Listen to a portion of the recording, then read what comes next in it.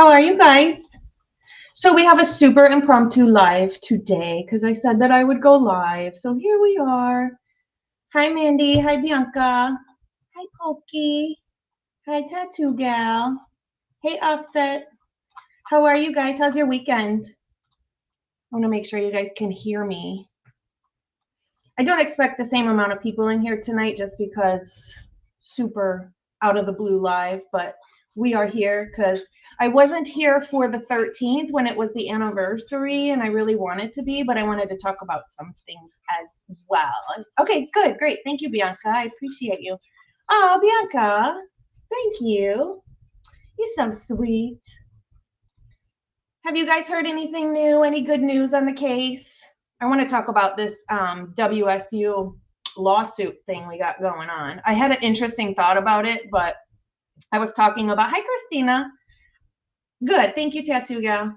I was talking about it on the way. I just walked in the door, so I was talking about it on the way here, and I had a thought that I thought would be interesting. Totally impossible, but you never know. But we'll talk about it. We'll talk about everything. Have you guys all seen Bethany's 11/16 interview that happened in Reno? I haven't listened to it. I listened to about an hour and a half of it today, but I haven't gotten through all of it. And I'm pretty sure I listened to up until she starts talking about that night. So it was kind of pointless anyways. But I did want to, hey, Shoe Booty. I did want to go over a few things of that as well. But other than that, like usual, it's just going to be super randomy stuff. So everything is alleged in our opinion only. Mark and Betty, where are you from? You say good morning. Are you in, I know Bianca, it's morning for Bianca, right? Because you're in Australia. Mark and Betty, where are you at? Tell us where you're at. All right, guys.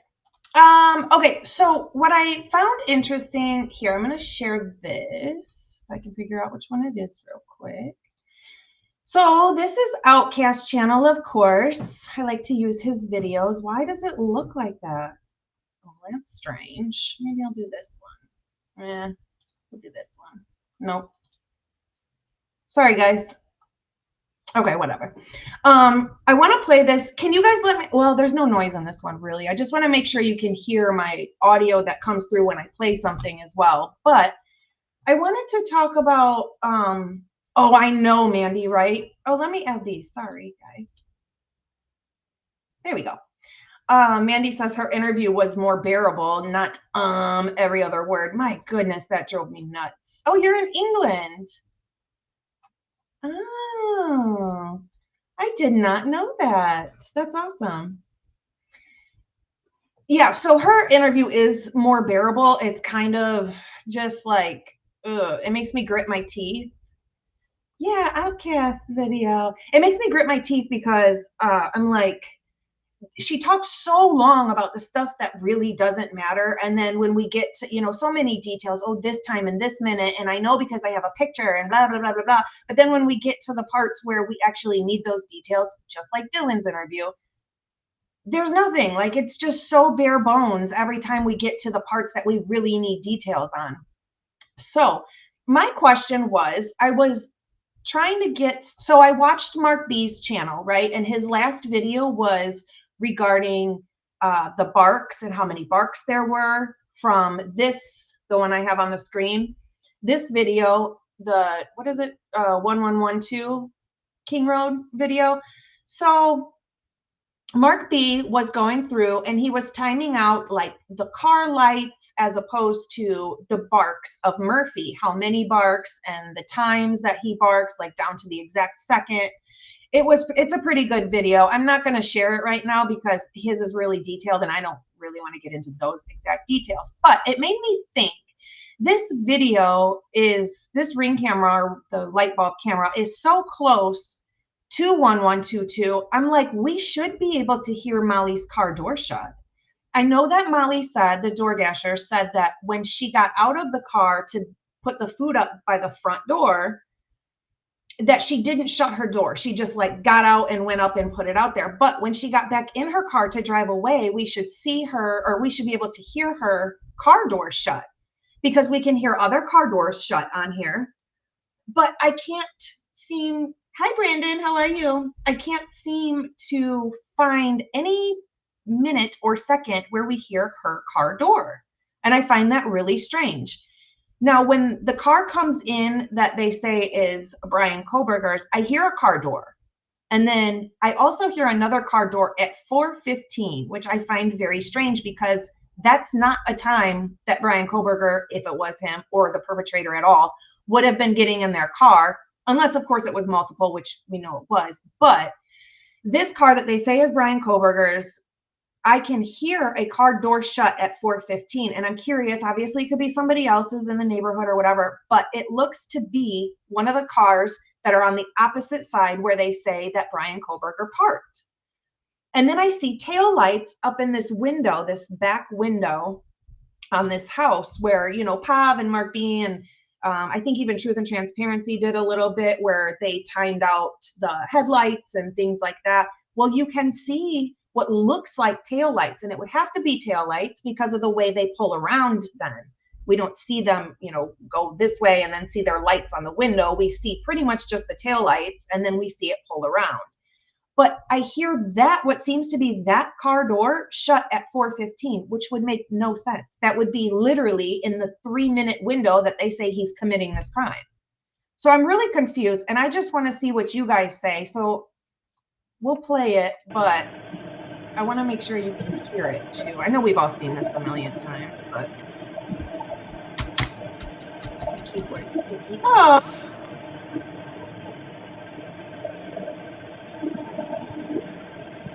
That's so great.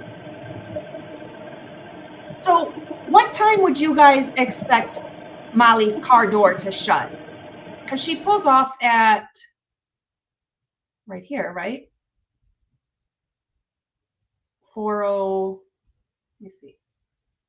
There's those headlights.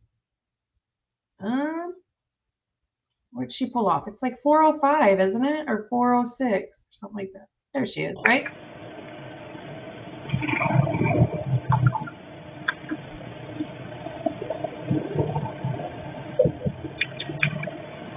Wait, is that hers? Oh, that's, oh, the car they say is Brian's. So it'd be before that. I should have these times written down. I really, really should. Where's her car? Dang, I can't find it. Does anybody know the timestamp on her car? Or is it after this? Doo-dee-doo. Oh my God. Well, either way, I want to play you this car door real quick, because that one really doesn't matter. It just, I can't hear her car door when I was trying to make. But let me put it at 4:15 because I'm pretty sure there's another car door, and I want to show you the lights on there if you can even see it. Let me do this better. There we go. That's better. That's even better. Oh. Hi, Pumpkin. Hi, hi, hi. We'll give it about a minute-ish. I think it's just after 4:15, but listen for a car door if you guys can even hear this audio. Hoping audio gets better now that we don't have the whole things in the sky going on.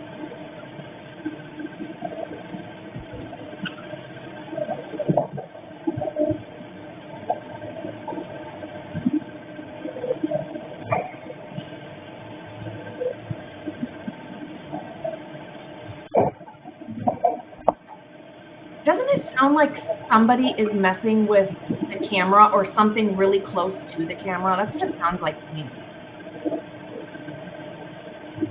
I guess I'm just confused because we know that this has been altered or edited, because Ann Taylor got up in court and was saying how they had asked for this video over and over and over, and they just gave her a teeny tiny snippet. And what they gave her was, I think it was the video with no audio or the opposite way. Either it was just audio and no video, but I'm pretty sure it's the video with no audio, which then we know, wouldn't that be considered them messing with the video, right? The police messing with the video. If you're sending it with no audio, I feel like in some way, shape, or form, it's been at least tampered with a little bit to give her that, because she was asking for it. So, excuse me, I don't know how they would be able to use that in court if the video they gave the defense to defend the dang client is altered with. They won't even give her the audio. So to me, it sounds like this audio is definitely altered or edited. I'm looking for these lights in the corner. For some reason, I thought it was 4:15, but it might be after.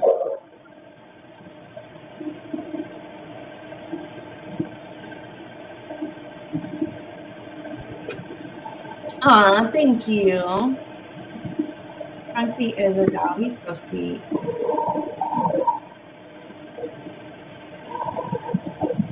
Shoe booty. That's so funny.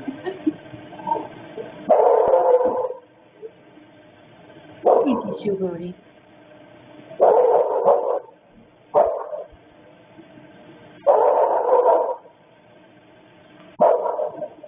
So I'm pretty sure the lights come up before the vehicle they say is Brian Koberger's pulls away, or he could even get in the car.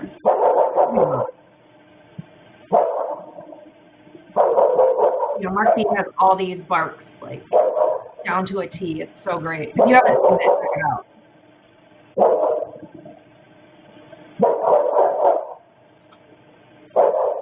Let me see.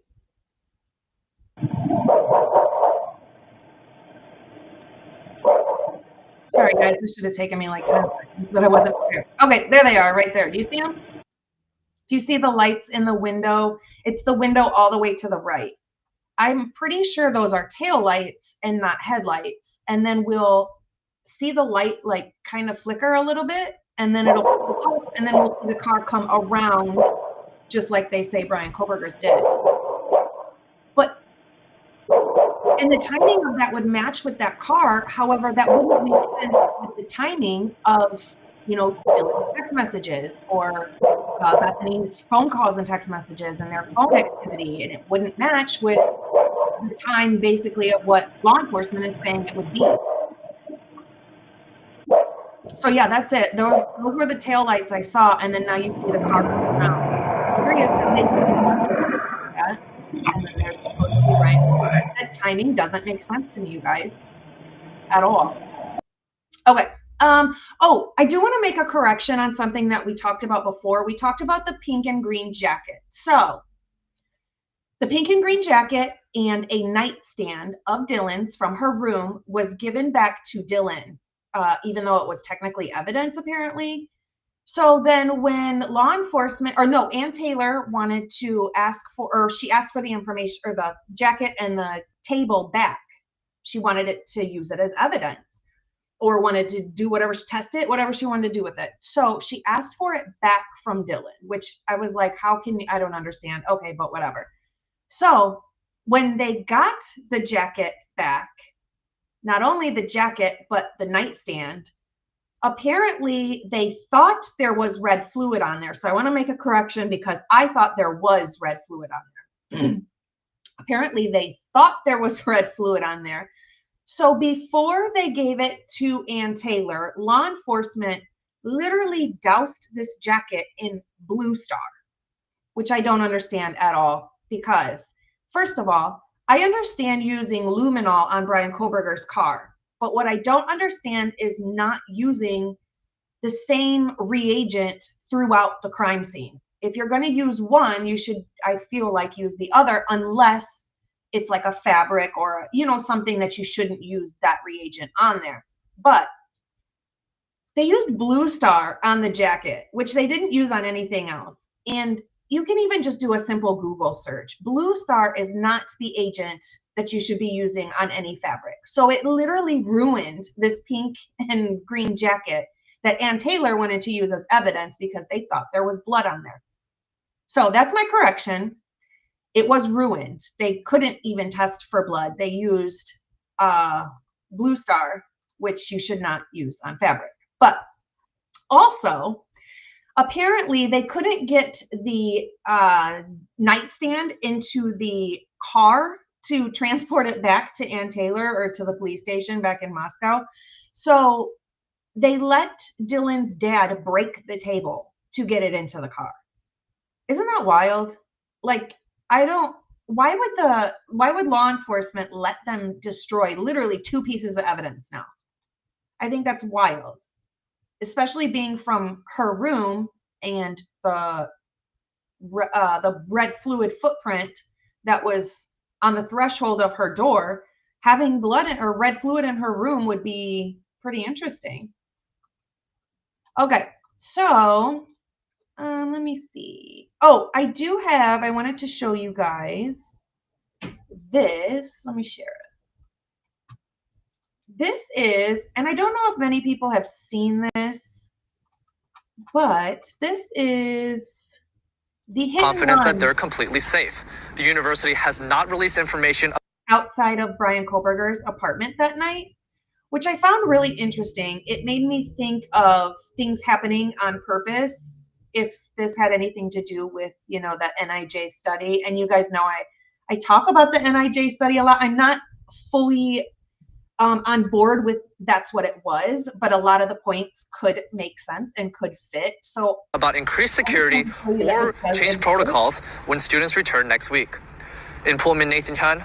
Okay, what hurts right now? What hurts the most? My right hand. Your right hand? Right hand. Probably his head too. One of the guys like that 360 in the air. was hit during the hit and Did you see run what happened? outside of Brian Yeah, I was Kohlberger's walking apartment. with him. Okay, Like you were they're walking friends. with him? I'm their friends. Just this car that was just going like probably at least 40, just like ran on the sidewalk and then just took off. And both of them got hit. He got hit the worst. I saw a car. Okay. You're okay. And apparently this happened at like 11:30 at night, and they were out there until like what, 3 something in the morning or 4 something in the morning. So I always thought this was the video that I always thought. What did the car look like? What's your name? Hunter. Hunter? Okay. And this is him, he's Hunter as well. Yeah, no, I will go home to see. Yeah, you will. So much. Go home. I don't even understand what the fuck you guys are thinking. Go home. Okay. But then I Right see here all you these white have a cars in film the background, crew. and I'm like, We don't even know if this is a real police officer. Yeah, I see a body cam. But here's the thing. So yeah, I just wanted to show you that this video does exist, and this is from the channel Brian Kohlberger Case 3D. I actually don't even know who runs that bit or that channel, but it kind of sounds like Open Mind Perspectives voice, but I'm not sure. So anywho, oh, I wanted to make another correction as well. The person that, do you guys remember when we talked about, or other people have talked about, the guy that was supposedly in a car accident? Let me remove this, sorry. That was supposedly in a car accident, you know, the one that the doctor took DNA from and thought that his wounds were really suspicious. Oh, it is. It is OMP. Oh, okay. I didn't know that. That's cool. I was like, it sounds like her voice. That's crazy. So I looked at the document again, and we don't have to go over it again, but I looked at the date of birth in the document, and the date of birth was 1993. So it couldn't be Mowich that was that person. But I feel like I remember the name being connected with that person. So I'm not sure if it was maybe like his son or some other relation or whatever, but I did want to make a correction that the birthday is 1993, so it couldn't have been Mowich, but I thought it was like a son or something like that. Okay, now I do want to go over, let me get rid of this guy. I want to go over Bethany's interview, but I'm not going to start it at the beginning, guys. We'll just do a little bit of it, maybe. Okay. here we go. I'm going to start it at an hour and 25 minutes in. She says some interesting things. I think I just have but me and Maddie took Murphy out to pee. And I We're was out there starting for like in- 10 seconds and like put something. They took Murphy out. Her and Maddie took Murphy out. I find the bag of chips interesting, so I do want to talk about that. Away in my cabinet and then grabbed some chips. And then I went back downstairs to go to bed. Okay. Remember what time you put Murphy out? No. Was it fairly soon after this 2:02 thing, or was it much kind of like a half hour, 25 hour? I honestly have no idea. Okay. Time a little fuzzy on at that point? Mm-hmm. Okay. But you do remember being up there for a while, at least long enough for Kaylee to get completely changed? Yes. We'll talk about it now, actually. Let me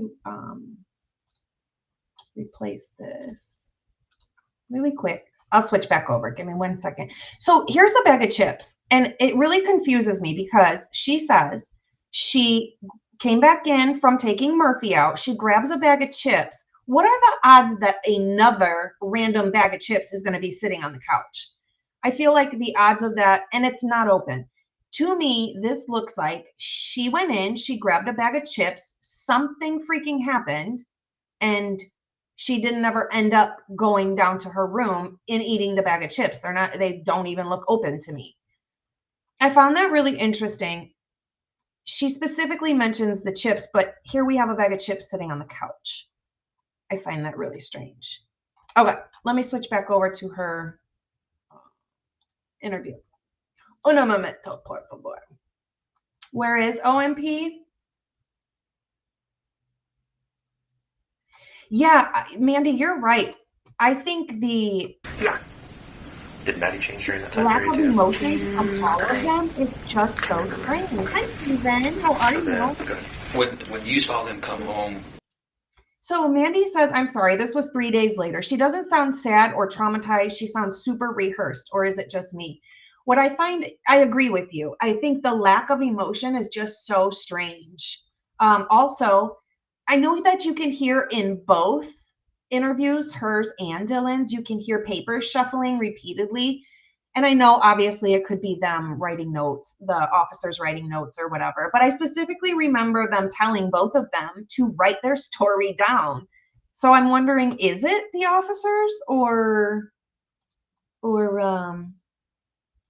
yeah, great point, Pokey. Pokey says, isn't it a little hard to eat chips with a toothache? Well, that whole, I called my dad because I had a toothache, I have always thought since we heard about that in the very beginning of their stories, I'm like, no, you didn't. No, you did not. You did not call your dad repeatedly like that, then call the house phone, then call your mom, then call your, no, that is something happened and I need help. That's what those phone calls tell me. That is not, I have a freaking toothache. No way. She also talks about her door, which I find interesting. Was there anything about their demeanor or behavior that was different? They weren't really happy. That's all I remember. What was their level of sobriety? I was probably the drunkest I'd seen Maddie in a long time, in a while. I don't know about Kaylee. She can. Oh, okay. Before, I'm going to talk about this WSU thing first, before we keep going with this. So everybody knows by now, right, that the families are trying to sue WSU for $100 million. Now, I'm not sure if it's $100 million altogether or each one is $100 million.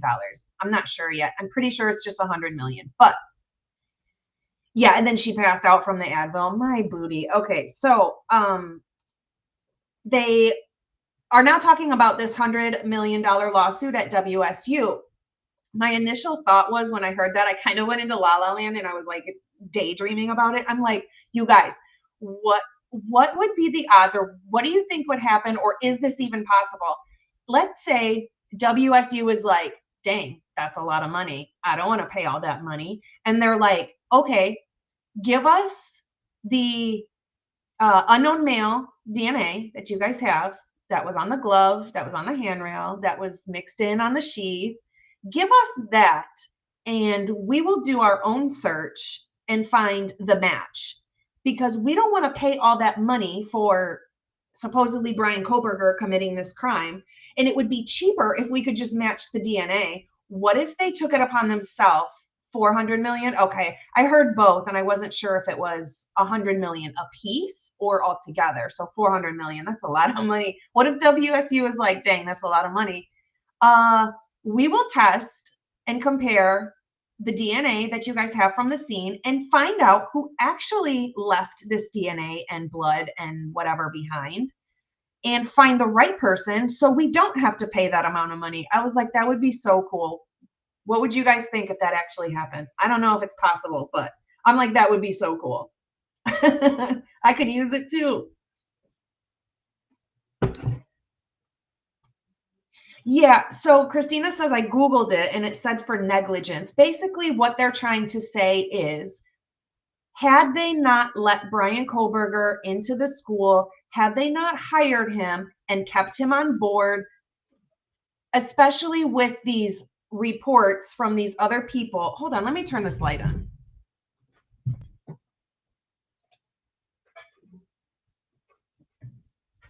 Sorry, I forgot I was so dark. I don't even know if that helped.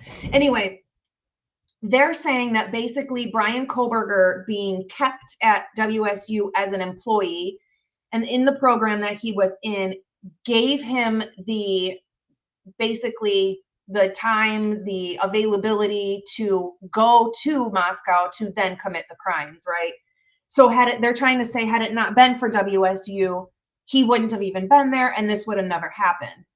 I don't know. I feel like that doesn't really, I get why the families are, taking every avenue they can. I get that. I do. But what I don't understand is, okay, let's say you have, I don't know, a chef that steals a knife from the restaurant and then goes and commits red rum with that knife. Then can they sue the restaurant? Like, at what point is it not everybody else's fault? I guess is what I'm trying to say. I don't know really how that works. But yeah, they're saying that just WSU having Brian Kohlberger there and keeping him at their school and whatever. Yeah. So I don't know. I don't know if I agree that he should pay, or that WSU should pay that. I don't know. I just think it'd be really cool if they were like, oh, we'll take the DNA to our lab and test it and we'll find you the culprit, and now we're not going to have to pay any of that money, and then Brian Kohlberger gets to walk free. I think that would be so cool. That's all I wanted to say on the WSU stuff. You said you hadn't seen Maddie that drunk for a long time. Yeah, for a long time. She doesn't usually get that drunk. Steven says, in my opinion, it seems obvious at this point that all those college kids are hiding tons of information on these 4 murders, right? No, I totally agree. And a big reason for me, and it's such a minute detail, that those 4 people that you see running in the back of the Banfield, I know I harp on this all the time, but those 4 people that you see running in the back of Banfield, why have those people not come forward? It's so simple to me.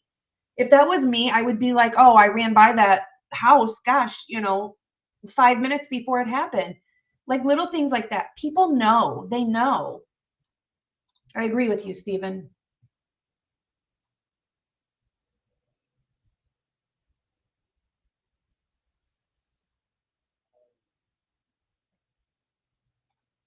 Oh, absolutely.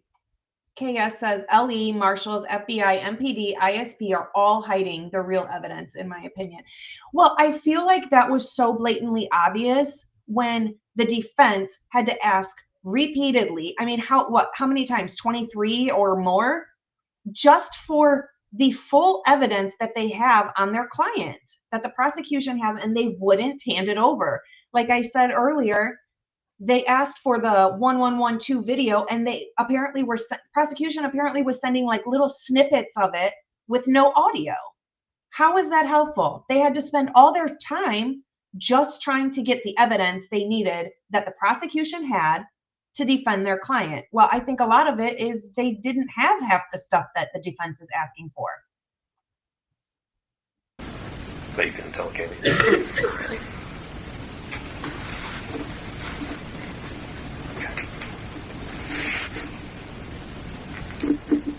So after you step out for 10 seconds, you grabbed a few things and then went downstairs. Mm-hmm. What did you do when you got to your room? I watched the show for a little. I don't remember how long I watched it though. And then I just went to bed. And the name of that show again was? Baby Daddy? Do you remember the episode? No. And how were you watching it? On my iPad. And was it through your like Hulu, Netflix? Who? Okay. And is that a Hulu account you have? Yes. Is it your account that you pay for, or is it your parents? My parents pay for it. Okay. I had a thought, you guys. I know I'm all over the place today, but I had a thought. And I think I heard part of this somewhere else. I don't remember where I heard it, but it was a really good thought. So what if they got Brian Koberger's name through the pen, trap, and trace that they did on Molly's phone? I think I heard that somewhere. I swear I did, but I don't know where I heard that.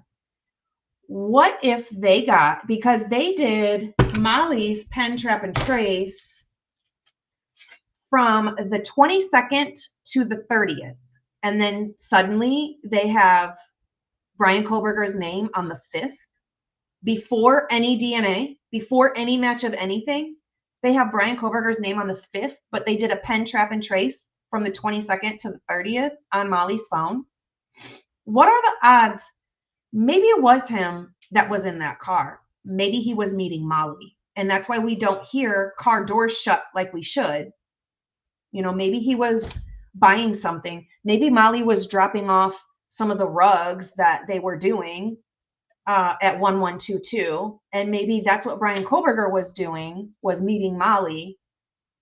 Maybe Molly is the contact that Dylan saved. You know, maybe Molly has a lot more to do with this than we think she does.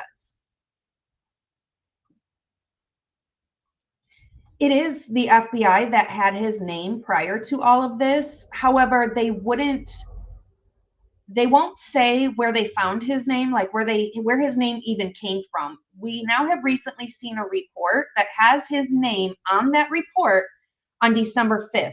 But FBI is saying, and Payne and Blaker and everybody else is saying they didn't have Brian Koberger's name until the 19th of December. How? I don't know. I can understand how you would have it on the 19th, but if you didn't, you yourself out of your own mouth said, I didn't have it till the 19th. But now we see on a report, I think it was accidental, honestly. I think in that report, they went to redact Brian Koberger's name on those reports, and it was spelled different, or I think his middle name was in there or something. And so that name didn't redact. And I think that's the only reason we can see his name on that December 5th report.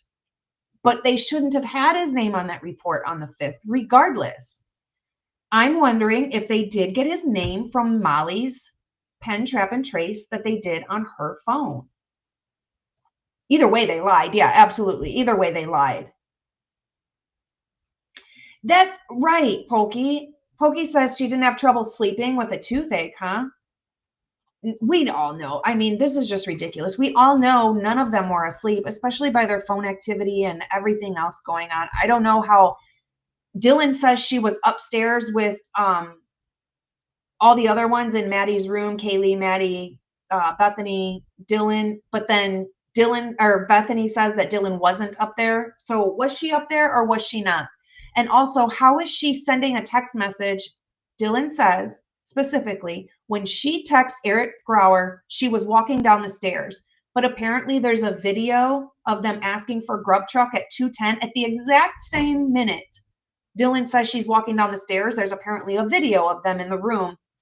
Aside from that, Bethany says that Kaylee was getting ready for bed. Okay, then tell me how Dylan heard her Doc Martens running down the stairs. Dylan should have known, which I'm pretty sure she did, and I'm starting to think that she lured me there for all of this. How much of it? And then purposely didn't lock the door. I don't know, because I don't know if I started it. Like, I already watched some of it and then started it again. Do you remember finishing? What I find interesting, too, is Bethany says she locks her door every single night, her bedroom door. Dylan said when she ran downstairs, Bethany was standing at the door waiting for her. I find that strange. If you think somebody's in your house, why would you stand there with your door open? Especially if you just heard a pew pew or seen a firecracker or whatever. Why would you open your door waiting for your roommate to run down there? Maybe. Probably. I would think at that time she wouldn't be as intoxicated, though. I think she kind of claims not to even drink that much that night. I still want to know what time Xana and Ethan got the there. episode finishing and then you fall asleep, or do you fall asleep during it? I shut off the computer and then went to bed. Exactly, Tattoo Gal. Tattoo Gal says, all we can say is nobody would purposely leave witnesses. Nobody's going to leave. You're absolutely right. Nobody's going to look a survivor in the eyes and then just be like, meh, I killed 4 people already. I'll just walk away from this one. Like, no way. I was tired. So, And then you can't pick them out either. Sorry. Look I just at my computer. no way. While I was watching it, though, Maddie came down and knocked on my door, but it was locked. And she asked if I had Murphy with me, and she lost it. And I said no.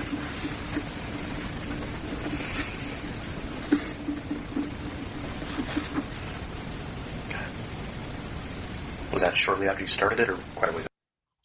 Tattoo Gal says, and why would Bethany say it's better than being alone to Dylan? So I brought that up a couple days ago, I think, on my last live. I was like, why? I agree with you. Why would Bethany text Dylan and say, come down here, it's better than being alone? How would she know that she was alone rather than, hey, why don't you run to Xana's room? Or why don't you run up to Maddie's room or Kaylee's room? I mean, all of those rooms are closer than Bethany's room. Plus, why would you say being alone? To me, that says she already knew that technically nobody else was there because technically they weren't alive. I agree with you 100%. I just find that wording a little bit strange. I don't remember. I would say maybe shortly after. Do you normally lock your door? Yes. Yeah. Okay.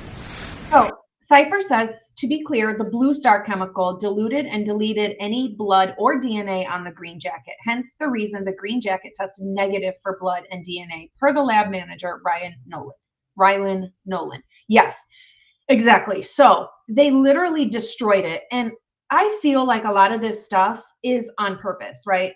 I feel like they probably knew that their narrative would have been destroyed had Dylan had any DNA or red fluid on anything in her room. So the green and pink jacket was completely destroyed by a chemical that these people knew should have never been used on fabric in the first place. Why would you use a chemical that shouldn't be used on fabric?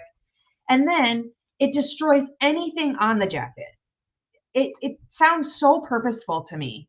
And then you let the dad break the other piece of evidence that came from her room. And not to even mention, it sat at Dylan's house for how long? They could have done anything with it.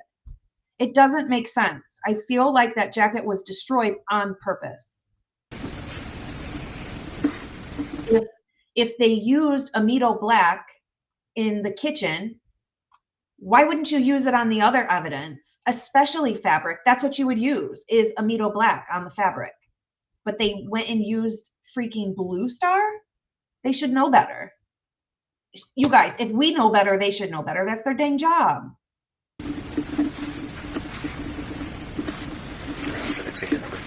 And then the next thing I remember, I woke up because I heard like a firecracker type noise. And then I saw like a little sparkler. That's a really good point, Mandy says.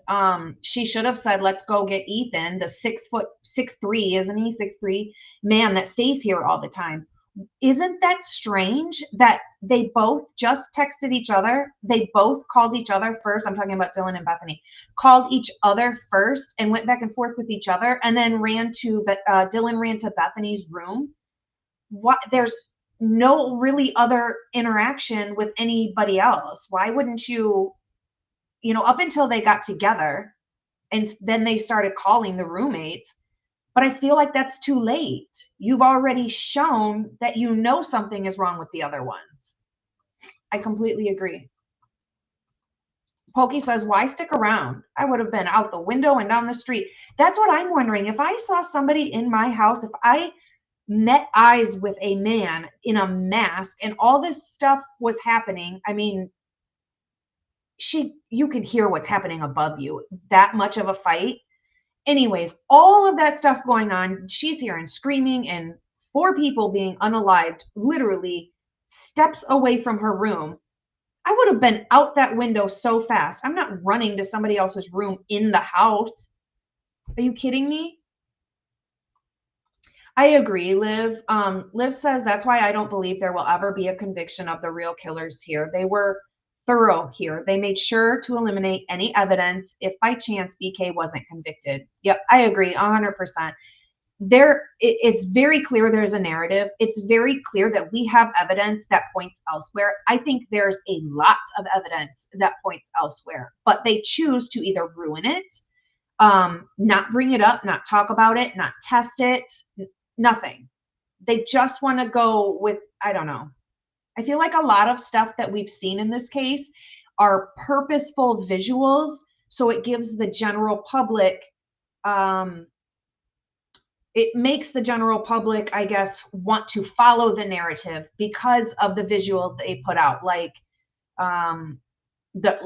just his car in general, number one. Number two, I would say the red fluid that's on the outside of the house that they claim is red fluid but didn't clean it up. There's a lot of visuals, I think, that make the general public want to just believe the narrative. But then there's people like us who are like, that doesn't even make sense. I remember, I'll never forget seeing Bryan Kohberger when they had first arrested him, and I was like, what? No way did this guy do all of this in that short amount of time. No way. It doesn't make sense. And they have evidence that points elsewhere, and they're never going to test it. That's why I said it'd be really cool if WSU was like, no, just give it to us. We'll test it. Because we don't want to pay that money. Or something. And you know they'll have to pay it. Like under the door.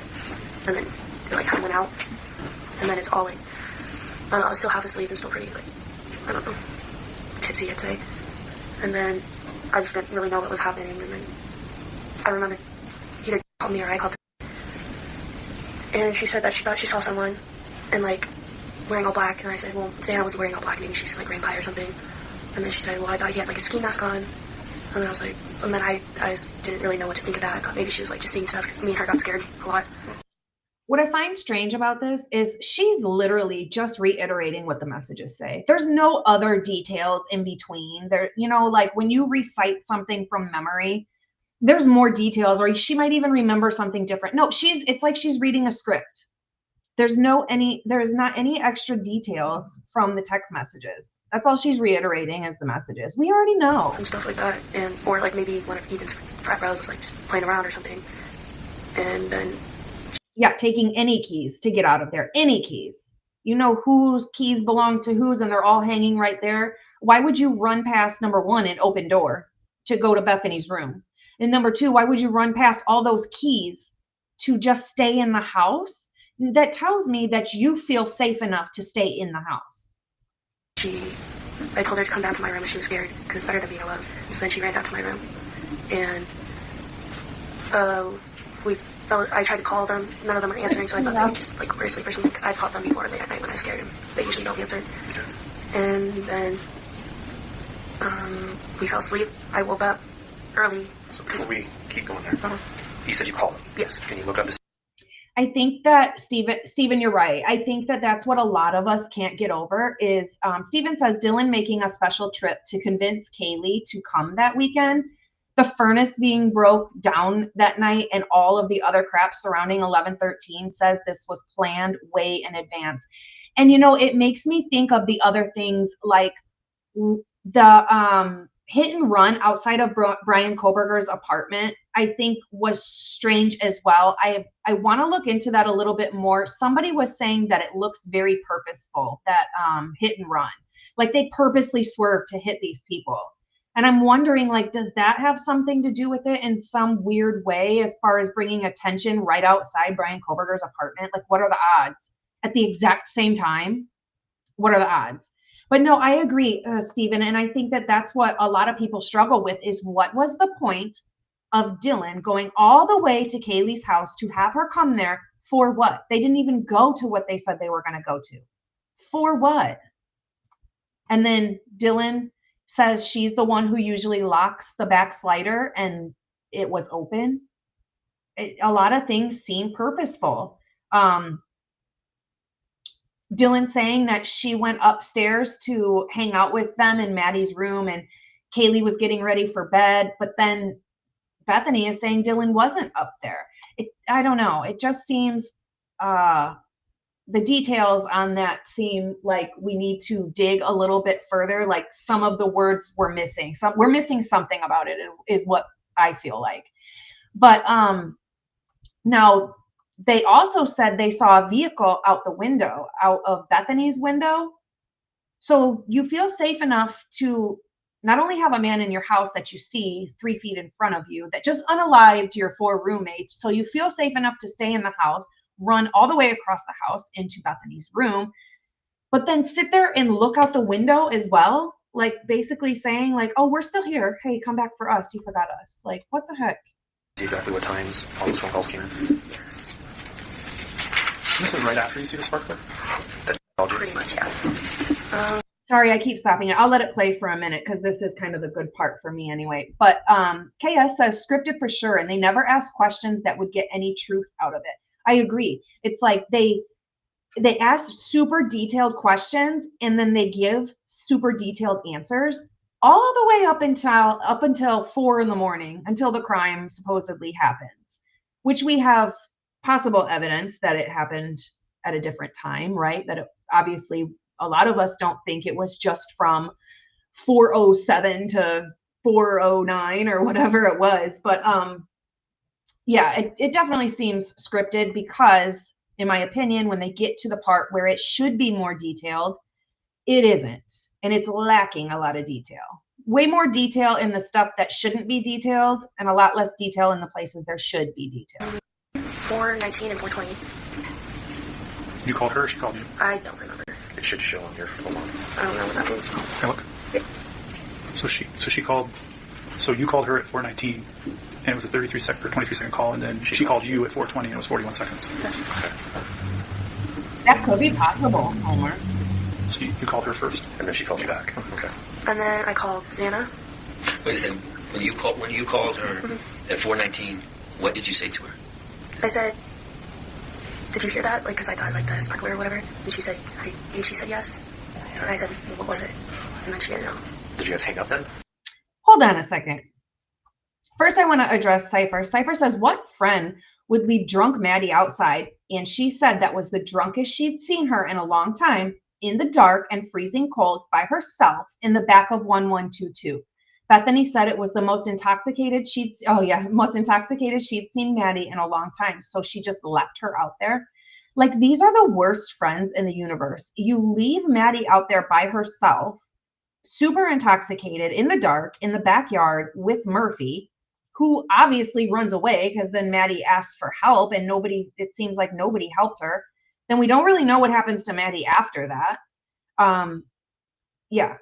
And then Dylan sees Xana laying down and thinks she's just so intoxicated that she can't, is unconscious, can't get up, and you just leave her. Like, these people are the worst friends ever. I don't remember. Apparently got hung up. And then she called you back. And then during that Oh, conversation. that's what I was going to say. Bethany just said, I called Dylan and I asked her, did you hear that? And she said that Dylan said, yes. Didn't Dylan say no? She didn't hear what Bethany heard. She didn't hear people running into the table and cups falling.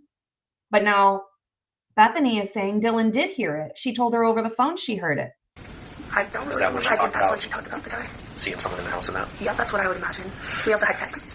Is that when she told you that she saw someone dressed in black? I think, or from the text, I don't really remember. When did you, can you look at your text then to see if she texted you that information? To see if it was before that call?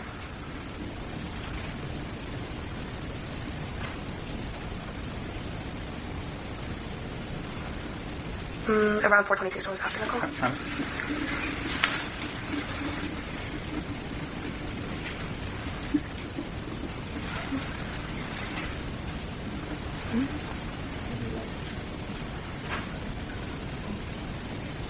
Yeah. It is partially. You want to? Yeah. Thank you.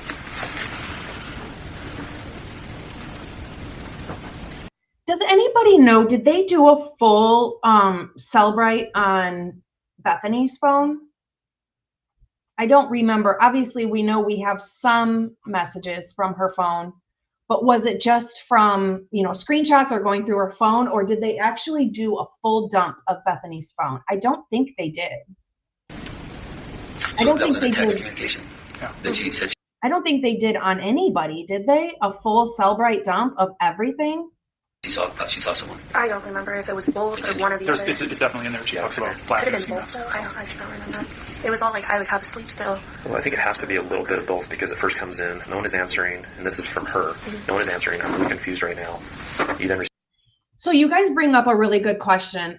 Both Tattoo Gal and Cypher say, why is nobody asking, why is LE not asking any questions like, why did you not call 911 for 8 or 9 hours? Nobody asked that. You know what else they don't ask, though, that I think is strange? Did you do this? How come they don't ask that? They never once say, did you do this? Do you have any reason to hate your roommates? Not once.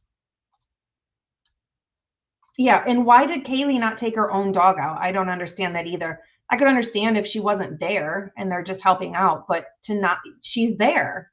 And she was less drunk than Maddie was. So I don't understand that either. respond, yeah, dude, what the fuck? And why does Dylan say that she hears Murphy? No, what she says is, she's not intelligent, is I hear Murphy going out, like getting further away.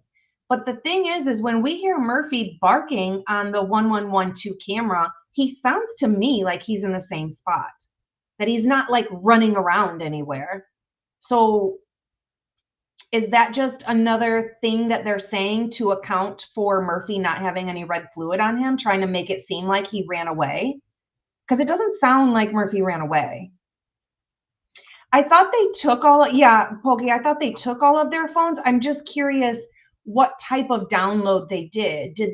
If they did a full, complete dump of everything? Because you can get different information from Cellbrite dumps. You can get everything. You can get, just messages. You can whatever. I was just curious how much they actually got from their phones, because I feel like had they done that, especially with the victims, we would know more about Santa and Ethan's location and whereabouts and timing, and we don't have that. Oh, you think so, Steven? Steven says Xana was wearing all black, so obviously we'd already talked about somebody being in black prior to that. So maybe it was there now. I think Then she's freaking out. No, it's like ski mask almost. So Some of that data came from a call. I think while she was texting me, he left. Who's he? Or the guy. I'm guessing the guy, because she said she thought it was a guy. Suspect? And, yeah, because she saw they made eye contact. Wait a second. Hold on. She said Dylan texted me that he left? No, she didn't. When? Where? We don't see that. That he left? How would she know that? I thought her story was, I thought Dylan said he walked towards the slider, but I never saw him actually exit the slider. But Bethany just said Dylan told her that he left. Interesting. As he was leaving, and that's I think when she saw the mask and everything. And when she didn't tell that to you until later, though, right? Yeah. Where did she see him at, and where was she at when She said, I believe this is what she said. To me, it sounded like he was leaving through the back door, through the kitchen. As when she saw him. Yeah. So, and where would she think he saw her? From her room. She said they made eye contact. So Homer says it's just so crazy because why would dude just give up his freedom if he didn't do anything? I'm so confused. So a lot of the reason that a lot of people think is, number one, there was no defense for him. The defense could not get any of the information that they needed to even defend their client. The fact that the prosecution says we have such a strong case, blah, blah, blah, blah, blah, but really they had technically, in my opinion, they had one solid piece of evidence, which was apparently the DNA. Still, it's a secondary transfer amount or less than a secondary transfer amount of DNA and not a primary transfer amount of DNA. However, they do claim to have his DNA. So in my opinion, they have one piece of evidence that ties Bryan Kohberger to it. We also know not only could the defense not even get enough information to defend their client, which then you got to think, okay, well, is 4 life sentences better than the death penalty for something I didn't do? You kind of have to take the best of the worst. The best for him would have been life, and then he can fight. I'm not sure why he hasn't yet. I think there might be a plan, but he didn't stand a chance in court, and that's why. And then they started talking about threatening his family, and then pulling his family as prosecuting witnesses and things like that. And that's when he started to not participate in his own defense. It got to the point where it was like, they're not giving us the evidence that we need to even defend our client. We aren't ready. We don't have the amount of time. Then there was a leak. Like, come on. He didn't stand a chance in court. Although, had the defense had all of the evidence and all the information they needed that they were trying to get to defend their client, I do think he would have walked. But because they didn't stand a chance and they could not even get the evidence they needed to defend their client, I think, yeah, they threatened him and they threatened the family, and he was basically probably like, I've had enough. I'm done. Did he say anything about being able to identify the race, or? She said he was white. You can tell that? Mm-hmm. You want pictures of that? We have it. We should have it. So she told you that she was able to tell with the mask, that it was a white person? Yes, because she said he had a big nose. I just remember her saying that to me. She said that he had a big nose? Yeah.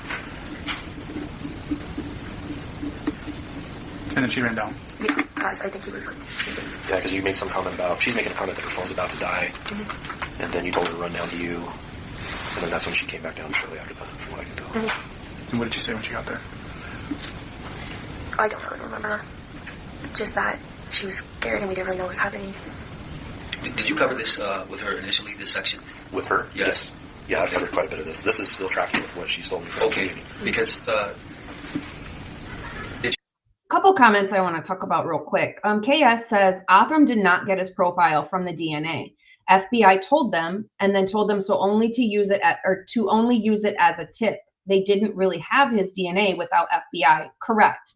And the FBI basically was like, you guys need to do your own search on the DNA. You guys need to, talking to ISP in Moscow, basically saying, you cannot use the DNA that supposedly we got from Othram. You guys have to do your own research and do your own investigation. So you can only use what we found out from Othram, supposedly, as a tip rather than evidence from us.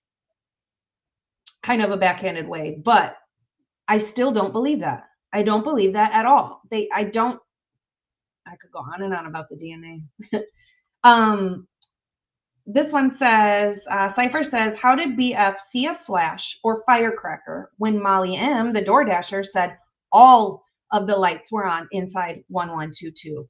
All 4 bedroom windows facing the front, the living room, the hallway, the stairwell were on. And I'm pretty sure they were on in the 3rd floor as well. At least we know in the 3rd floor stairwell, there's a light that I think automatically comes on in there as well. So plus all of the other lights they had hanging, you know, the decorative lights and things like that, all those lights were on. I don't know how she would see a flash. And did you know that she also says the flash specifically was orange? I found that very interesting. I agree though. Was it you, Pokey? I'm not sure, but somebody said I would have taken the chance of the death penalty. I think I would have too, especially if I knew I didn't do it. I might take that tell you chance, about whether this person had anything. You never know, and especially with him having autism, I don't know. I think that has a lot more. I don't know. I think that his autism is. I don't know how I want to say this. I don't know. Him having autism is just overlooked, I think, and then used to make fun of him. And I think that he really does struggle with that, and probably some decision making, as we know from his past as well. So, maybe he didn't make the right decision, but I think personally I would have tried and gone for the death penalty. And plus, I don't want to be in prison for 4 life sentences anyway. It looked like I would have gone for the death penalty. I didn't know what that meant. I thought she was just like seeing stuff and she was drunk still. Did she tell you the shape of what she saw? She said it looked like a small vacuum that he was holding. So I was confused. I was like, I thought she was like imagining something. Okay. I'm going to grab some notes here. Okay.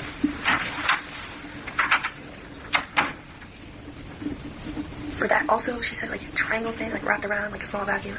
It was what she was trying to explain was really confusing. This is what she's trying to explain to what you. she thought. I was so confused. She just said wrapped around.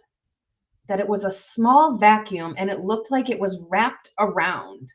Wouldn't a large pew-pew with a like thing on it to don't large guns have like the strap that you put over your shoulder or something, or am I just thinking about the movies? I'm wondering if that's what it was. I truly think that there were gunshots. I think that some of the fluid, the red fluid, shows spatter from a gunshot as well, or more than one. I do. And we heard that from the very beginning too. And I do think that there was a gun used, especially as the blunt force weapon, I think that's what was used. And you're so right, Stephen. And I've said that from the beginning too. I want to say that was in one of my first pre-recorded videos. I said, like we all say, if these had been guy roommates, it would have been over for them. That would have been the first question asked was, did you do this? Were you, beefing with your roommates at all? That wasn't asked to these girls ever. They weren't treated as suspects ever. They weren't even asked a question at all regarding, did you do it? Were you guys fighting? Did you have a reason? Were you involved? Do you know who did this? Anything. So just a quick question about the messages. Like you tell her to run down there, and then she says, "I'm screwed though." I'm scared. Oh. I'm guessing that's what she meant. Well, I'm guessing that's what she meant. Okay. Yeah. Okay. That's what I was kind of tracking too, so she was scared right now. And then you didn't call 911. You didn't reach out to anybody else. I thought she was like imagining something. Has she ever imagined something like this before? Or? Well, no, but she was still half asleep and still drunkish. So I was like, maybe it was just some kid like coming in. Okay. So you guys are both still very unclear. Yeah. I mean, kind of foggy head a little bit, both of you, because you're both just waking up, both still intoxicated. Yeah. Okay. Did you guys want to explore any? No, we were too scared to leave because just in case someone would kick in. Besides seeing. Pokey, you bring up a really good point. So Pokey says like a hazmat cleaner, talking about the vacuum stuff. And that's really interesting because I like to stick with what we know is factual and said, although we do speculate and do what ifs over here. I do like to stay with what is more factual and what we know has been said or that we can see as far as evidence goes. But I did see a video this weekend, and it was more of a speculative viewpoint, and it was zooming in on the background in one of the videos. And I swear to you, it looked like there were 2 people in the all white, like hazmat suits, cleaning something, but it was back in the background. Hi, James. Good to see you. And I'm so glad you just said that because I forgot that I even saw that video. But that makes so much sense that it could actually be that. I swear in this video, you could see 2 people in all white hazmat suits. And it was in the way background of this video, like over by the other apartment buildings. But it was like they were cleaning something. And then something was coming out. It looked like it was smoke or water pouring out of the side of this house. But it could have been something with cleaning as well. It's very strange. I'll have to find that video and show you guys if you haven't seen it. In the guy, did she say she saw anything else at all? She said there was something around his waist and it was like a vacuum. Something like that. Yeah. I don't know. It was so confusing. She was trying to explain it. I just was not getting it. Okay. And then, do you want to know what time I called the others? In just a minute. Some segment in there, did you ever hear, either before or after the firework, the sparkler or whatever woke you, did you ever hear Murphy? Oh, yeah. I heard Murphy bark a little. And then I heard, the pong table that was in our family room, it's just a table. It was in our family room, kind of moved, but I thought, Ethan, he's a pretty big guy, so I thought he, was drunk and just hit it. But I don't know what time. Was that before or after you heard? It was all kind of all at once, I feel all at once? Yeah. But I don't know what time Ethan or Xana got home, so I was just guessing. But shortly right after you heard Murphy bark, the beer pong table get bumped, Yeah. And you heard the firecracker sparkler. Yeah. It was So all was that kind also of kind of when? That's what. And I did think you I pick heard up and Kaylee call? playing music too. Did she say there was multiple, that she heard multiple fireworks? So her timeline is Murphy barks and starts barking, and then the pong table or their, flimsy table, whatever, is moved. She hears it move. And then she hears what she thinks is fireworks. So timeline wise, that's interesting. I'm going to have to look at that. Just the timeline is interesting. For some reason, I thought that Murphy barked, and then the table moved, but I thought she heard firecrackers like almost simultaneously. So her saying that it was after would then put that like almost later, which to me would say that was after the car they think is Brian Koberger's car left. Because all the other stuff happens after that white car pulls away. Like the text messages and the phone calls. Dylan said that the perpetrator was still, or the one that she saw was still in the house when all of this was going on, right? The text messages, the phone calls, all of that. She said that that person that she saw was still, hi Lucy, was still in the house. So timing wise, that white car couldn't have been that perpetrator's already. But now with her saying this, it really makes it that to me that white car could not be that perpetrator. Dancing with Murphy. Also said that she heard music and Kaylee and Murphy dancing. Okay, but you don't know what time that would have been. I'm guessing around 4 in the morning. Okay. So right before you guys start to communicate. Yeah. Here's the thing. They all want to claim that they were asleep, right? Well, how you're saying that you're hearing all of this stuff at all different times of the night, which proves even if your phone wasn't being used, you're saying you're hearing it. So obviously you're awake. And yeah, why does everything have to be Kaylee? Oh, Kaylee ran up the stairs. Kaylee was playing music. Kaylee was doing this. Kaylee screamed and ran back down. Kaylee was crying. There's so much focus on her. It's almost like they are purposely trying to pound it in our heads that she was the target. But right after you heard Murphy bark, pong table, and the sparkler, that's when you called. Correct, Stephen. Stephen says those rooms can't have any sound privacy if she could hear that light plastic table move all the way in her room, all the way downstairs, right? But Dylan claims she didn't hear it. The funny thing about that is there is a vent right on that wall in the living room, literally right next to that table that leads into Dylan's room. So not only is her room right there, her door's right there, but there's a vent right there that she would be able to hear it too. And she claims she didn't hear it. Although Bethany says Dylan did hear it because she told her. Makes no sense. Yes. I think right, it might have been right after. I thought they were all attacked in their sleep. It's all blurry. Right. From you referenced earlier time 2:02 in the morning. Mm-hmm. From 2:02. Yeah. Oh, you're being serious. Yeah. Apparently they're saying Kaylee was dancing with Murphy at 4 a.m. And then she ran up the stairs, right, and said, "Oh, there's somebody here," in a panic. And then Murphy started barking, and then everything went down, which is crazy because we don't hear Murphy bark until at the very least 4:15 or 4:16 is the first time he barks, which means everything happened after that, which means that white car could not be the perpetrator that they saw. It's not possible, timing-wise. To 4:19, did you get any missed calls from any of your other roommates? Maddie called me at 2:53, but I don't know why. I missed it. At 2:53? Yeah. Okay. Nope. So what we're trying to pin down is a time frame where other people in the house are still active, still alive, still talking, still communicating. So it's important for you. We're trying to narrow that window, right? So if somebody's communicating with you, trying to communicate, texting, snapping, anytime after 2 to that 4 o'clock window, he really needs to know that. Do you track your sleep at all? No.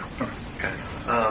So at 2:19, we know Maddie's trying 2:53, she called. 2:53, Maddie's trying to. Are you kidding me? They literally asked her, "Do you track your sleep?" But never asked her, "Did you do this?" Yes. Yeah. Okay. I'm Could that have also... guessing it's because she lost Murphy, and I just that's what I was wondering, if maybe that was the same time period. Because you were already asleep when she knocked on the door. No, I was watching the show when she knocked on the door, so I'm guessing... But you could have been right about that same time period.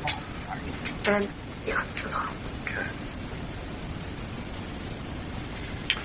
Did you describe any color with this sparkler or this sound that you heard under your door? It just looked like a little flame sparkler type thing. So was it white or red? It was like orange-ish. Orangish color. That's the thing, is every tattoo gal's right. She says you would have to see that, not hear that. A lot of this, they're making it seem like they're hearing it. But a lot of these things you would have to see to know who it was. You can't just say, oh, Kaylee was dancing, with her dog, and you would have to see it. You can't just say, make up a person. It could have been Maddie. If Maddie's taken the dog out, why couldn't it have been Maddie dancing with Murphy? No, it's because you saw it. That's what I remember. Absolutely. And do you know what time he came to your room? Is there anything in it that can tell you that? Around 4:25. That was the last message where you told her to run down? Yeah. Okay. And then I called Xana at 4:21. So before down? Yes. And then I called Maddie at 4:22. So right after you talked to... Yeah. You called that. And then I called If they don't even know what time Xana and Ethan got home, why is Xana the first person you're calling? I don't understand that. That doesn't make sense to me at all. Ethan at 4:22. And no answers, right? Yeah. Voicemail? Did you hear the phones ringing from where you were? I didn't hear a scream. I didn't hear anything. That's an interesting point, Cypher. Cypher says, I don't think the vicious barking after 4 a.m. was Murphy. In my opinion, the vicious barking was either added into the video or a neighborhood dog. And what's interesting about that is now in some of the body cam footage, we can hear a dog bark, and we know Murphy's not there at that time. And it sounds really close. And it sounds like it could be similar to that barking that we hear on the 1112 camera. I haven't put them side by side, and I don't know if anybody else has, but I would like to do that because I want to hear what that would sound like if we can hear it from maybe a distance from a body worn camera, that the 1112 camera would have been from Murphy that night, if that makes any sense. FaceTime or just regular phone call? Just regular phone call. And then I accidentally FaceTimed Kaylee at 4:30, but then I called her again at 4:31. And was there by that time? I believe so, something like that. Okay. And then, I also called Maddie again twice at 4:29 and then 4:30. Okay. And all of these. I just want to know, so you're right, Steven. Steven says, yes, how can Kaylee be upstairs dancing and coming in the house with Murphy and going upstairs at the same time and coming back downstairs and in the bathroom? It can't all be Kaylee. That's what I don't understand, and I'm with you on that. I don't know. I just think it's weird that every time there's a noise or something happens or somebody says something or there's crying, everybody keeps saying it's all Kaylee. It makes me think that they're purposely trying to put the focus on her as if she was the target, when in reality it was possibly somebody else. No responses or anything? Yeah, but they never usually answer my phone calls that late at night, so I thought they were asleep. Okay. So that would be normal? Yeah. If they were up, they normally call the answer? Yes. Okay. Yeah. It's interesting that you guys are really talking about how that the barks weren't Murphy. And I thought of that when we saw the body worn camera, but I never looked into it. I'm going to look into that because that's interesting that a lot of people agree on that not being Murphy's bark. And the reason I would agree with that, or one of the reasons I would agree with that, is because it sounds like the dog that's barking is contained, like in the backyard, staring at something, barking at something, but can't get anywhere else, right? Just is staying in one spot. Because it does sound like it could be outside. I don't know for sure, but it does sound like the bark could be outside. But Dylan said Murphy basically ran away, that when she heard him barking, it sounded like he ran away. But this dog doesn't sound like it's moving at all. It sounds like it's staying in the same spot on the 1112 footage. So I find that interesting. I'm going to look into that. Do you have any idea in your Except knowledge? sometimes Xana doesn't answer because she's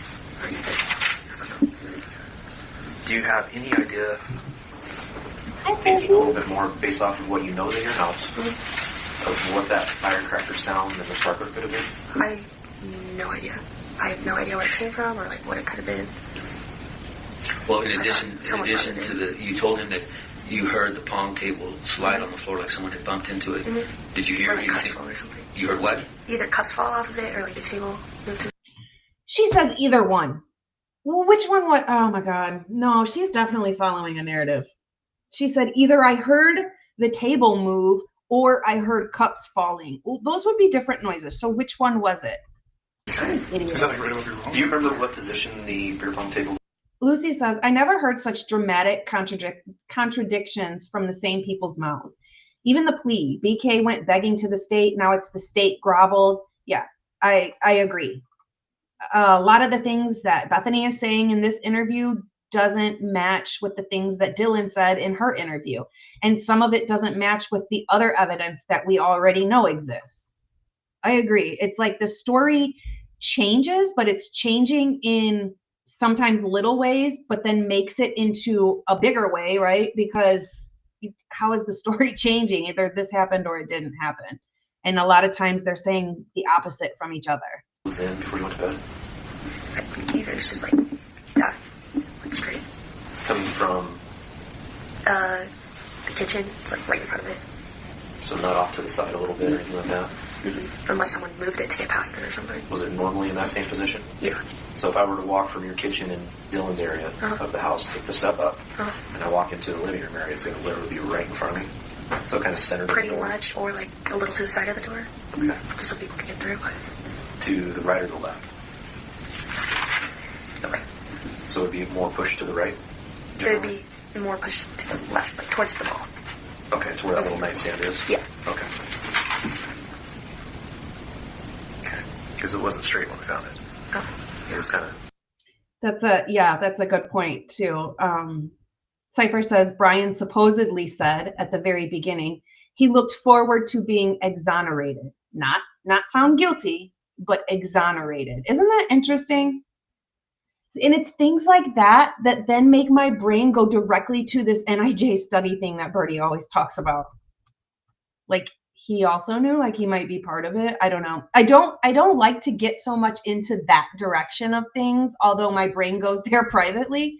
But yeah, not found guilty, right? Exonerated. Interesting. Grip it a little bit, so what you're saying makes sense to me now. Mm-hmm. So I'm not familiar with the house. So your room is on the bottom floor. Mm-hmm. So is there a set of steps, half set of steps? There's a full set of steps. So like 12 steps-ish? 14. Yeah, something like that. Okay. And then when you get to the bottom of the steps, where's your room? There's one room straight across, but no one lives in there. There's a bathroom right next to it. And then if you go down a little hallway, it's my room. So, you have something, sir? Go ahead. So, like, for something to be, like, reflecting underneath your door, you would have to basically have something down in that kind of hallway. Yeah, so it seemed like something L or something. I don't know what it was. I'm curious why every character in this, every time they say something, it's about 4 a.m. It happened at 4 a.m., 4 a.m., 4 a.m., 4 a.m. Well, you have things on your phone that could give you a better timeline, like 4:06 or 4:09. Every single thing is exactly at 4 a.m. But nobody else says that, just them. It's so strange. Do you have anything up on that rail at the top? That led? People usually put cups up there, but it wasn't a cup or like a can. Mm-hmm. So if I were to go down the steps from the living room to yours, there's that little rail right there. Mm-hmm. Do you remember having anything, like a candle on there? Was there anything else on there? Mm-mm. The only thing that I could think of that anyone would put up there is cans or cups. Okay. Do you remember if there was a stain or something that got spilt on the stairs the night before? The night of the formal, there was Coke or something spilled on the stairs. Like towards the bottom? Guys, what night was the formal? Is she talking about the formal that was on that Friday or Saturday? Or Friday? I think it was that Friday. Or was this the formal from before? I can't remember. I'm getting it confused with WSU. Was the formal that Friday? Is that what it was? That Dylan wanted Kaylee to come to, but they didn't go or whatever. I'm just curious on the cleanup basically is what I'm thinking about. Dylan saying, oh, they cleaned up the weekend before so you wouldn't find any DNA, which is a strange thing to say. Bottom, the middle, or towards the top? Yeah, That's what I remember. Friday, okay. Thank you, babe. When you went to bed, do you remember, were there like a lot of cans or anything like that on the floor down at the landing next to the front door? There was a box of, I believe, my hygienics and like a backpack. Do you remember any loose cans that you... People put loose cans there all the time. No, home for Thanksgiving. Do you remember stepping on them when you Thanksgiving. went to bed? Not really. Were there quite a bit of light still left on in the house? Yes, my hallway light was left on. And I believe most of the other lights were left on, but Okay. I don't know. I don't know if they turned it off when I went to bed or anything. Nobody's going to come downstairs and turn your light off, girlfriend. So her hallway light was on. The other lights were on. She's basically saying all the lights were on, which we already knew because Molly said that and, you know, everything else. Then how do you see an orange flash if all of the lights were on from under your door? Okay. Yeah.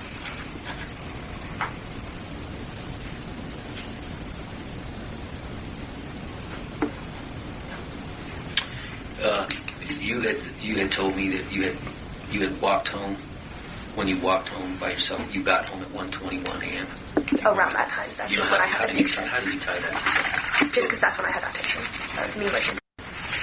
So it was before 121 when you got Yeah. home? Yeah. Okay.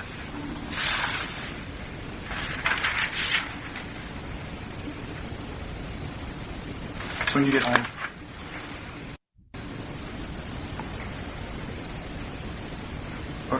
Kaylee and Maddie were home? Or they came home after you were home? They came home after we were home. So people were watching the diaries at 1:21. You took the picture with them? So you got home about 1 o'clock. Where were you coming from again? Okay. Oh. And how far is that? Before I forget, too, I wanted to say about the pen, trap, and trace on Molly's phone. Now, I know that when we hear Molly's arrest interview type thing and she's in the back seat and she says, I saw Brian, or she was in the police station, I think, at that time when she said that. And she said, yeah, I saw Brian.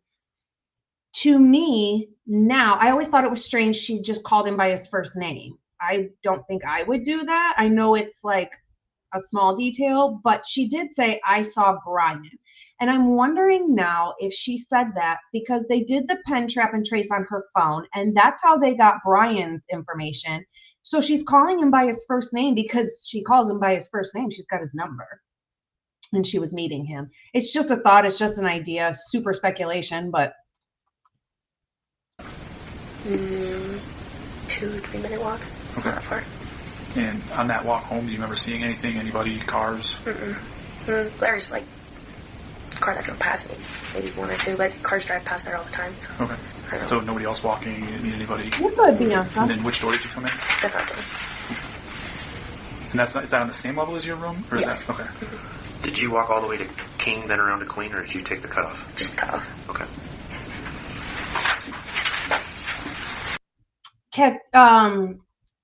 Tattoo Gal says, yeah, when Molly said that, it threw me off too. So that always threw me off. And I thought it was a really small, simple detail. And so I didn't want to harp on it because it could have been for whatever reason. She just said his first name. But I feel like most people wouldn't be like, oh, yeah, I saw Brian. I would say, like, I saw the guy they say that did it, or Brian Koberger, you know, or BK, you know how everybody else talks about him, rather than just, I saw Brian, almost making it sound like they're friends or they know each other. And I'm wondering if they did, and that's, they got Brian Koberger's name through Molly's pen, trap, and trace. Were there still quite a few parties in the area? We're still doing stuff, and I don't know, that's all it really seemed like. But Was there a lot of other foot traffic still? no one really, I don't think, was out when I was walking, but Was it cold? yes. Yes. Yeah. It was like parents foggy that whole did day, too. Like, I don't know. It looked weird.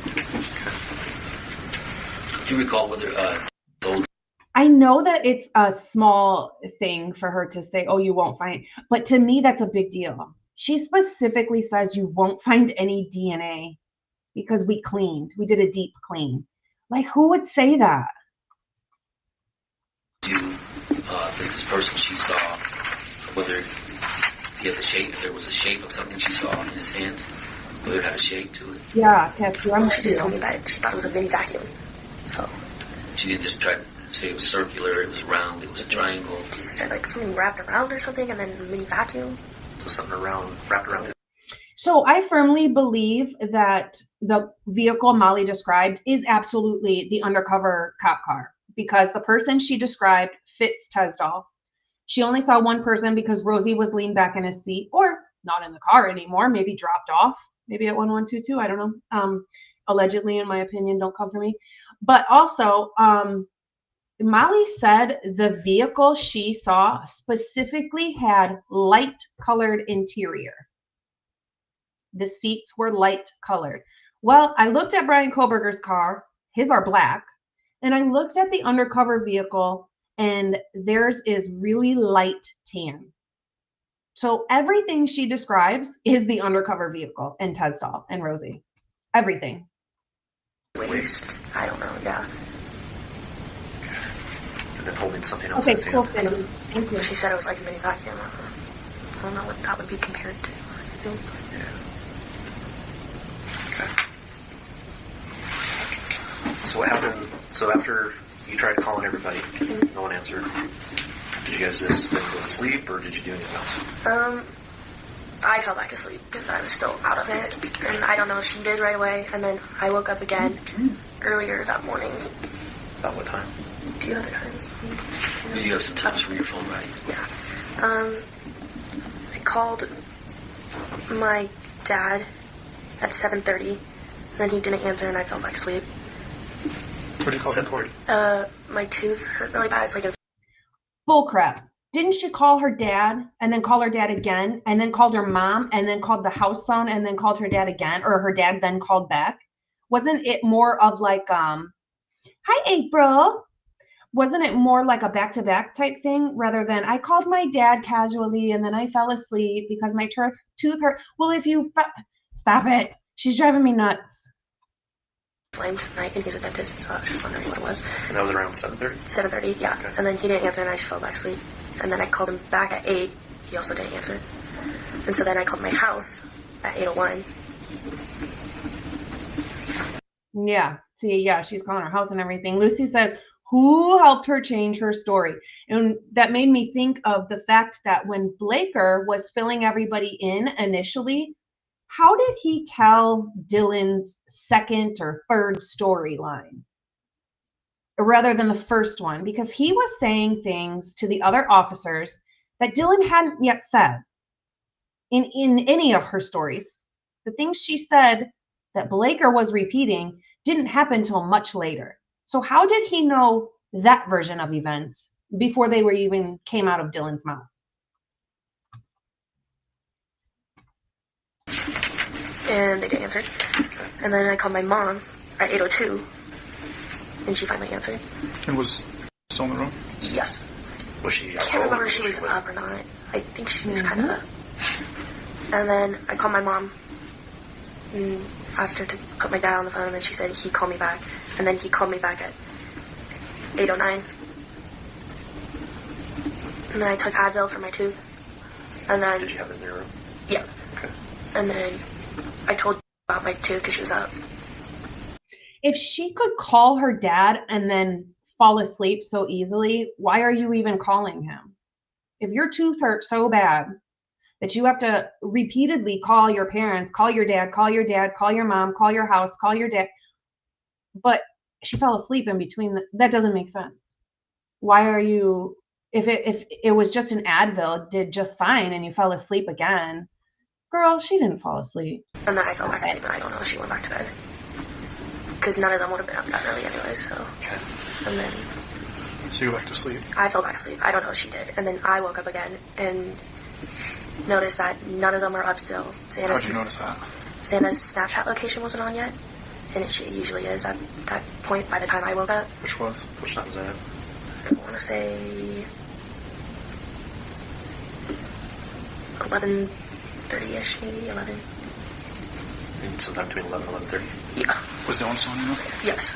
And then we were kind of freaking out because we were like, well, they would have been up by now.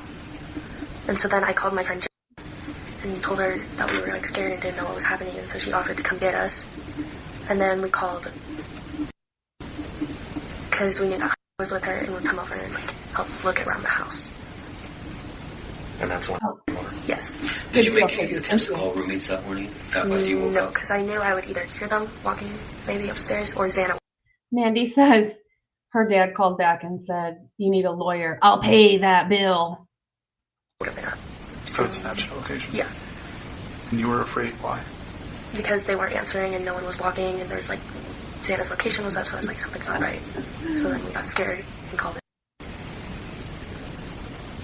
And then she sent over, and then she followed with shortly after he came over. So when they come over, you know what time they arrive? No. Would know better because she called it. Okay. But when they came in the house, how did they enter? Just came in. He knows the code, so he came in.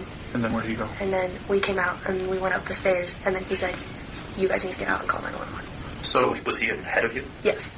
When you came out of your room, what did you see? No kidding. Nothing, really. Nothing out of the ordinary, nothing Is this different? carpet floor, No, tile, hardwood? It's No, laminate? tile. Laminate? Yeah. I don't know. Nothing on the Some floor? kind of You didn't see anything broken on the floor or anything like that? Mm-mm. Nothing out of the What ordinary, is nothing normal? misplaced? Not really, no. How far up the stairs did you get? Yeah. It's pretty much the top. This whole calling her dad thing is so dumb. We all know she was calling her dad because what do you do as a young female when you're in a panic because something bad happened? You call your dad. That's what you do. We all know that's why she was calling him, because something happened and she knew it. Okay. How far ahead of was compared to you? Yep. It was like on the other side of the railing. So he had already turned around the railing? Yeah. And where was he heading? Xana's room. So he was walking And we towards saw it. into her room. Okay. Did you see it into her room at that point in time? Yeah. Okay. Where was in relation to you? I believe she was ahead of me. So she's ahead of you, so she's Just also on the up there. Yeah. So you guys are now at the top of the stairs. You, as you're looking past, what do you see? Just Xana on the floor. What's up? You can see Xana on the floor. Okay. Yeah, Fizzy makes a good point. Like, the questions that should be asked were, okay, so after you took an Advil, did your tooth stop hurting? Like, how did you go to sleep if your tooth hurt that bad that you had to call your dad back to back, right? Did you then see a dentist? Did you, I know your dad's a dentist. Did he fix your tooth? What's wrong with your tooth? What ended up being the problem? Like, yeah, exactly, Fizzy. Could you see? Was the door fully open, her bedroom door? Or partially open? Half and half. More than partially, but not all the way. Okay. Is that normal? Does she normally leave her door open, or does she close her door? I think she normally closes it, but I don't think she locks it. But I don't know when she's drunk. She usually wakes up before I do. When you went to bed that night, do you remember if that door was open or closed? Because up to this point, we still don't know when Ethan and Xana came home, right? You don't know if they were home when you already got Closed, there. I believe. Or open. It might have been open. Okay. Do you ever use the bathroom next to that? Sometimes, yeah. Did you use it that night? No. Okay. Not that I'm aware of. When you got home that night, do you know whether they were in that room already, or do you know when they came home? I have no idea when they came home or if they were in the room. I'm guessing if they were in the room, Xana would have came out and said hi and hung out with us. Do you see your messages with Dylan again? And where's Murphy when you wake up? I have no idea. You didn't see him when you went up the stairs? Okay, so she hears what she thinks is a cup falling over or that plastic table move, but she doesn't say anything about Murphy barking for almost an hour straight. Interesting. Do you know where he is now? You didn't hear Murphy once you guys started walking around? You didn't hear him though? No, because right away it said you guys need to get out and call 911 right now. Okay. So are you the one who made the 911 call? Yes, but I couldn't really talk, so I took the phone and finished talking for me. Because I've listened to the 911 call and it was kind of jumbled around because the phone got passed around a little bit. But so obviously, did you have any clue at that point in time when you called 911 what was going on? I just knew something was wrong. Okay. Because you could see Xana on the floor. Okay, have you ever seen her in that position before? Has she ever passed out on her floor before? Not this year, but I believe she used to when she used to get like super drunk, but she hasn't really. Okay, but the difference is when Xana used to pass out before and this time that they claimed she was passed out is that she would have been covered in freaking red fluid all over everywhere. You didn't see that? So from that distance, did you just see her or did you see... I just saw her and then I left. Okay. So when you called 911, where were you at? Outside. So when said you need to go, you actually turned around and left, or did you stay there for a second? We all like walked down the stairs, and then he said, "You guys need to call 911." So did he walk you down the stairs? I don't understand why none of the questions are super, super detailed. Like, I want to know, okay, when you walked in, did you take off your shoes? Where did you put your shoes? What were you wearing? When did you change your clothes? I want to know all that stuff. I want to know what you saw of everybody else doing those things, especially with the fact that Dylan is saying Kaylee ran down the stairs in Doc Martens, and then we see a pair of Doc Martens in the living room that she was never wearing. She didn't wear Doc Martens that night. It drives me nuts. Yeah. Okay. And then he went back up, I think. Okay. You and were still downstairs? At the landing or just on the outside? On the outside. But he went back up? Yeah, to make sure there wasn't anyone still there or something like that. Okay. So you're calling 911.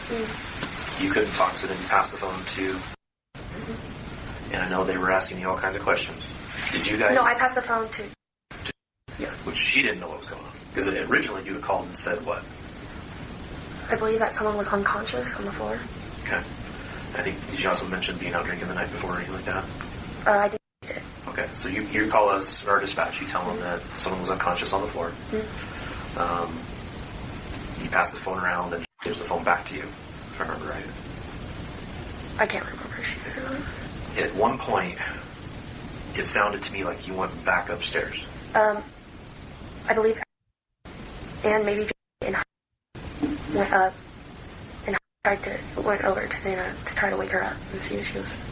But you never went up there. Did you stay on the phone at that point? Wait a second. So all these other people, she's saying, went into Xana's room to try and wake her up, which would mean you were close enough to her to see. Stop it. Is that what she just said? With our dispatch? I don't know if it was me. It could have been someone else. Okay. Because it sounded like someone on the phone was going to go see if they were breathing or not. It might have been. Okay, but that wasn't you. I didn't go back into that.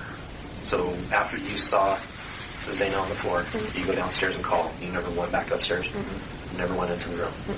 Okay. But you saw her go back in? Went in? I think she went in, and I think I went in. Okay. It's all kind of... Okay.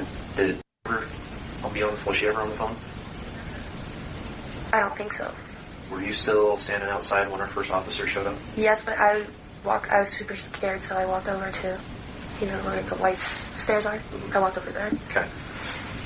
Did you mention anything or ask anyone about a defibrillator? No, but I remember someone asking. Yeah. Do you remember who that was? I think it was. Okay. All right. You guys, it's like they're just reiterating the things we were already able to hear. They're not asking any other details.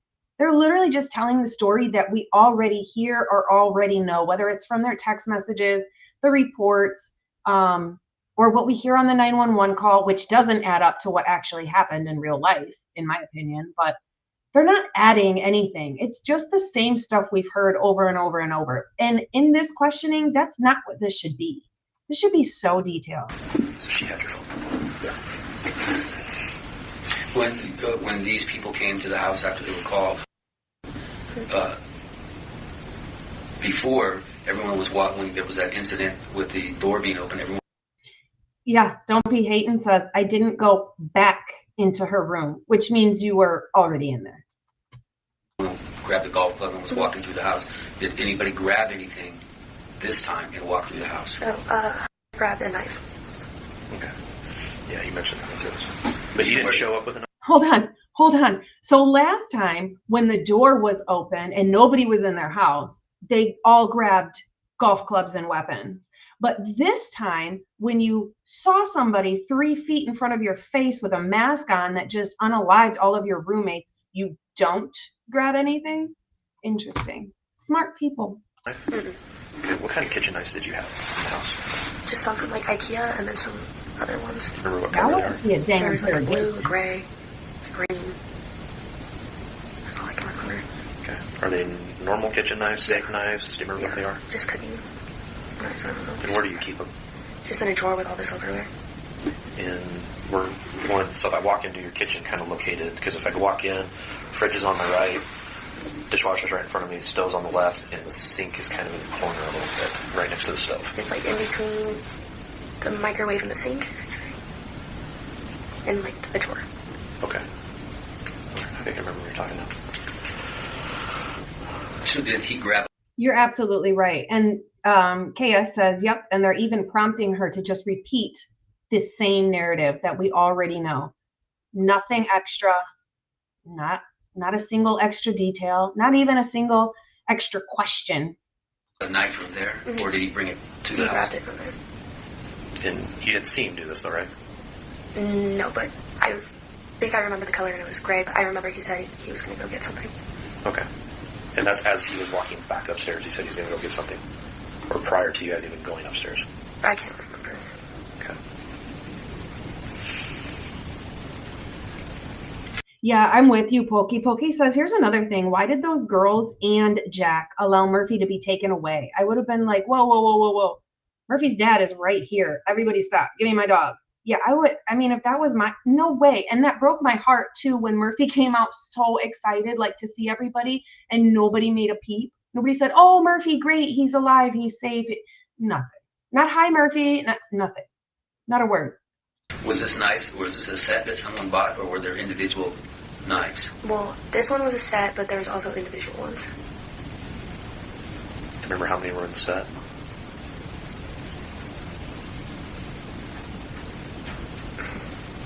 Could be 5. Okay.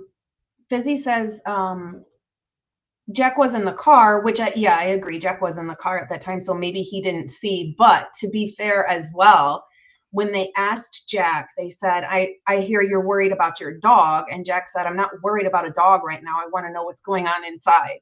So I don't think he was too worried about Murphy either, to be honest. It just broke my heart when nobody said anything to Murphy. Because they were bought at IKEA? Mm-hmm. Who bought them? I did. Like our family. So you could recognize the set again? Mm-hmm. Okay. Nope. Did you buy that here before you moved up? Mm-hmm. Okay. All right. Then I pretty much know what happened after that. So can we go back?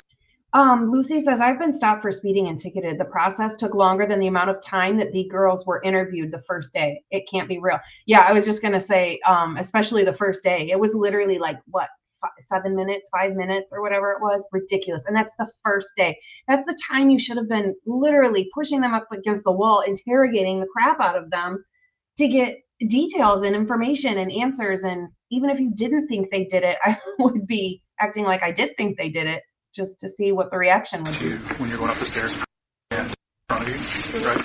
You said you saw Zana on the floor in her room, door partially open. How do you know it was Zana? It just looked like her. Can you describe what she was wearing? Going in underwear and a black sweatshirt. Was that a sweatshirt that she was wearing earlier in the day? No.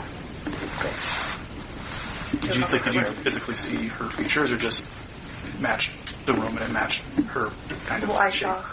I didn't see her face or anything, but I saw like her legs. Okay. Did you see anything else in the room?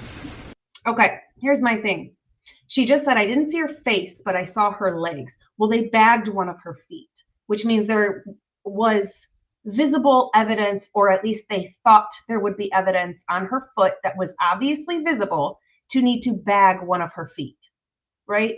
So if you saw her legs and her feet, then you would have seen red fluid. That's why her foot would have been bagged. Other than like her clothes and stuff on the floor, but that's how it was before. Okay. It was messy. Nothing else on the floor?